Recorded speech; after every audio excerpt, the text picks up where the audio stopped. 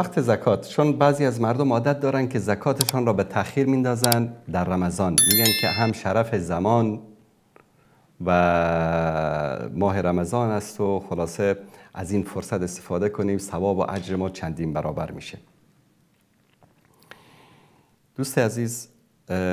زکات طبق شریعت وقتی که یک حول یعنی یک سال بر او گذشت، خدا کنه که در هر ماهی باشه، در فروردین باشه، اردیبهشت، خرداد باشه، در حمل باشه، ثور باشه، جوزا باشه، جدیدل و هود باشه، ماهایی که در افغانستان معروف است، یا در دی بهمن اسفند باشه، ماهایی که در ایران معروف است، یا در محرم و رجب و شعبان و رمضان، در هر ماهی که حول بر مال شما گشت، مالی که بر او زکات واجب شده، باید در همان تاریخ پرداخت بشه، نه تأخیر بشه نه تقدیم بشه.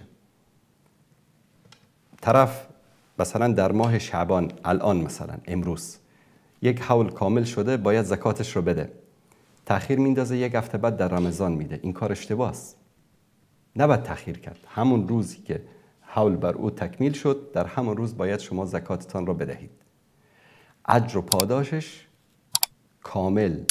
زمانی میگیرید که دقیقاً در تاریخی که یک حول بر او کامل شده باشد بدهید.